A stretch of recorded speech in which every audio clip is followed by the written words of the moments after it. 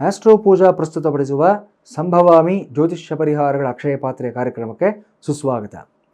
ಈ ಕಾರ್ಯಕ್ರಮದಲ್ಲಿ ಮೃಗಾಂಕ ರಾಶಿ ಚಕ್ರ ಉಪವಿಭಾಗದಲ್ಲಿ ಇದೀಗ ತುಲಾ ರಾಶಿಯವರ ಆಗಸ್ಟ್ ತಿಂಗಳಿನ ಮಾಸ ಭವಿಷ್ಯದ ಬಗ್ಗೆ ಗಮನ ಹರಿಸೋಣ. ತುಲಾ ರಾಶಿಯವರಿಗೆ ಈ ತಿಂಗಳು ತುಂಬ ಅದ್ಭುತವಾಗಿ ಗೋಚರವಾಗ್ತಾ ಇದೆ.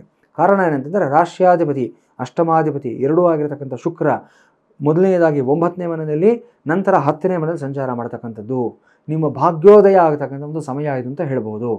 ಬಹಳ ದಿವಸಗಳಿಂದ ನೀವು ಬಯಸ್ತಾ ಇರತಕ್ಕಂಥ ಒಂದು ಫಾರ್ಚೂನ್, ಒಂದು ಅದೃಷ್ಟ ನಿಮ್ಮನ್ನು ತಾನಾಗಿ ತಾನು ಹುಡ್ಕೊಂಡು ಬರತಕ್ಕಂಥ ಒಂದು ಸಮಯ ಆಗಿರುತ್ತೆ. ಜೊತೆಗೆ ಹಿರಿಯರ ಅನುಗ್ರಹ, ಅವರ ಆಶೀರ್ವಾದ ತುಂಬ ಚೆನ್ನಾಗಿರುತ್ತೆ. ಯಾರ್ಯಾರು ನಿಮ್ಮ ಹುಟ್ಟಿದ ಊರಿನಿಂದ ಬೇರೆ ಊರಿಗೆ ವಲಸೆ ಬಂದಿರ್ತೀರಾ ಅವರೆಲ್ಲರೂ ಅಷ್ಟೇ 1ನೇ ತಾರೀಕಿಂದ 20ನೇ ತಾರೀಕಿನೊಳಗೆ ಬರತಕ್ಕಂಥ ಶುಕ್ರವಾರದ ದಿವಸ ನಿಮ್ಮ ಹುಟ್ಟಿದೂರಿಗೆ ಹೋಗ್ಬಿಟ್ಟು ಬನ್ನಿ. ಅಲ್ಲಿ ಸ್ವಲ್ಪ ಸಮಯವನ್ನು ಸ್ಪೆಂಡ್ ಮಾಡಿ ಅಲ್ಲಿ ನಿಮಗಿರತಕ್ಕಂಥ ಒಂದು ನಿಮ್ಮ ಬೇರುಗಳ ಜೊತೆ ಇರತಕ್ಕಂಥ ಒಂದು ನಂಟನ್ನು ಇನ್ನಷ್ಟು ವೃದ್ಧಿ ಮಾಡ್ಕೊಳ್ಳೋದಕ್ಕೆ ಪ್ರಯತ್ನ ಮಾಡಿ.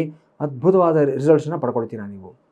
ಅದೇ ರೀತಿ ರವಿ ನಿಮಗೆ ಈ ಸಮಯದಲ್ಲಿ 10ನೇ ಮನೆ ಮತ್ತು 11ನೇ ಮನೆಯಲ್ಲಿ ಸಂಚಾರ ಮಾಡ್ತಾ ಇರ್ತಾನೆ. 10ನೇ ಮನೆಯಲ್ಲಿ ರವಿ ಇರುವಾಗ ಎಲ್ಲ ಕೆಲಸಗಳು ಸಹ ಸರಾಗವಾಗಿ ನಡ್ಕೊಂಡು ಹೋಗುತ್ತೆ.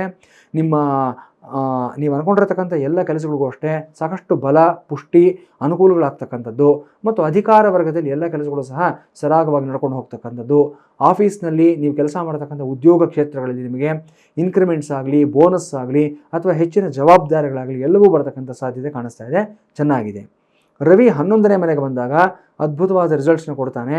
ಆದರೆ ಅಲ್ಲಿ ಕೇತು ಜೊತೆಲಿರೋದ್ರಿಂದ ಜಾಗ್ರತೆಯಾಗಿರಬೇಕಾಗತ್ತೆ.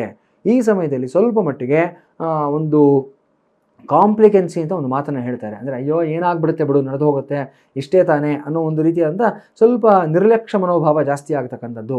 ಇದ್ರ ಜೊತೆಗೆ ಒಂದಷ್ಟು ಜನ ಬೇಡದೇ ಇರೋರು ನಿಮ್ಮ ಸರ್ಕಲ್ನಲ್ಲಿ ಸೇರಿಕೊಡ್ತಾರೆ. ಈ ಸಮಯದಲ್ಲಿ ಸ್ವಲ್ಪ ನಿಮ್ಮನ್ನು ಉಬ್ಬಿಸಿ, ನಿಮ್ಮನ್ನು ಇನ್ನಷ್ಟು ಹುರಿದುಂಬಿಸಿ ಮೇಲೆ ಕರ್ಕೊಂಡು ಹೋಗ್ತಾರೆ. ಸಮಸ್ಯೆಗಳು ಇದರಿಂದ ಜಾಸ್ತಿ ಆಗುತ್ತೆ. ಜಾಗ್ರತೆಯಾಗಿರಬೇಕಾಗತ್ತೆ.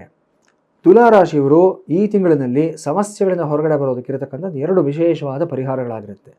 ಮೊದಲನೇದೇನಂತಂದರೆ ಅಮಾವಾಸ್ಯೆಯ ದಿವಸ ನೀವು ಪಂಚಮುಖ ಹನುಮಾನ್ ಸ್ವಾಮಿಯ ಒಂದು ಆರಾಧನೆಯನ್ನು ಮಾಡತಕ್ಕಂಥದ್ದು.